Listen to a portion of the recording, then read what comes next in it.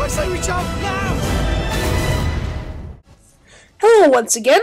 In this review, we are going to be looking at the final installment in one of the most popular franchises ever, Harry Potter and the Deathly Hallows Part 2.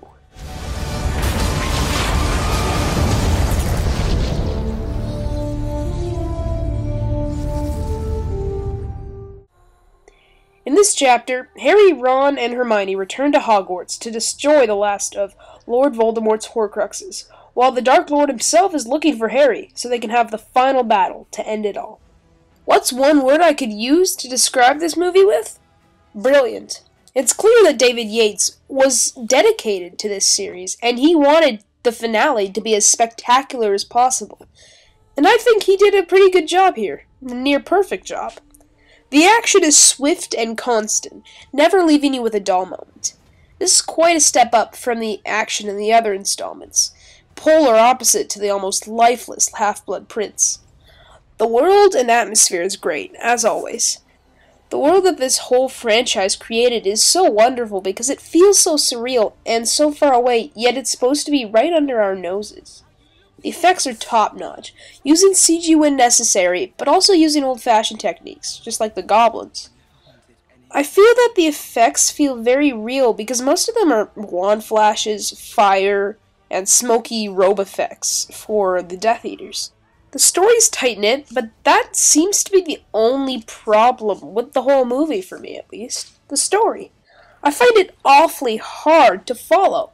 And this is coming from a guy who's seen all the other movies in the series at least twice. Sitting in the theater, I had to have my friend explain plot points half the time. If you're not a hardcore fan, you might find it hard to follow. Now, I never read the books, so I can't tell you how faithful it is with the source material. Now, my other problem with the story is that there are quite a few twists and gutsy moves thrown in the end. Oh, which main characters are going to die? A lot of them, actually, and I was kind of getting mad. But enough of the bad, let's get back to the good. The acting is great as always. No actor or actress stand out as bad, although no one stands out as unbelievably good. There are two things about the cast that I really liked in this one. One is Neville. I always loved Neville, and it's nice to see him again, compared to the last movie where he was just reduced to a one-line role. The second is the downplay of Bellatrix Lestrange. I was surprised to see her so little in this film, but I was actually quite happy.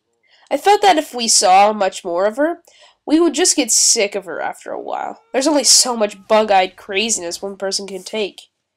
There are two standout parts in this movie for me. One is a one-liner, spewed out by Mrs. Weasley when she duels Bellatrix. You'll see. It's pretty hilarious. The second is the final scene. It's quite lovely to see the series go out in the way that it did. Without spoiling anything, it's simply an unforgettable scene. And that's truly how you describe the whole series, unforgettable. I feel that I genuinely have emotions for these characters, and I want them to make it through. We've seen them through 7 other movies, and we've grown with these characters. Harry Potter movies have been firmly planted in our society, and will probably go down as one of the biggest box office successes ever.